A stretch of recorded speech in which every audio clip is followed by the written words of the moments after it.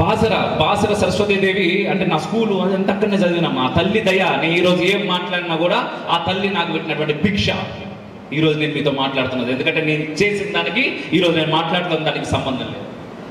అక్కడ IIIT అని ఉంటుంది. IIIT వచ్చింది. చిన్న చిన్న పిల్లలందరూ చదువుకుంటూ ఉంటారు కదా మన పిల్లలు.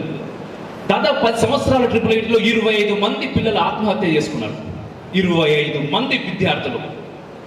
ఒకడు కాకపోతే ఒకడు ఎందుకు చేసుకుంటున్నారో ఎవరికి తెలియదు. చివరికి మొన్న ఒక వేద పాఠశాల పెట్టి దాంట్లో 2 వేద విద్యార్థులు చనిపోయారు. ఎట్లా చనిపోయారో తెలియదు, ఏమైందో తెలియదు.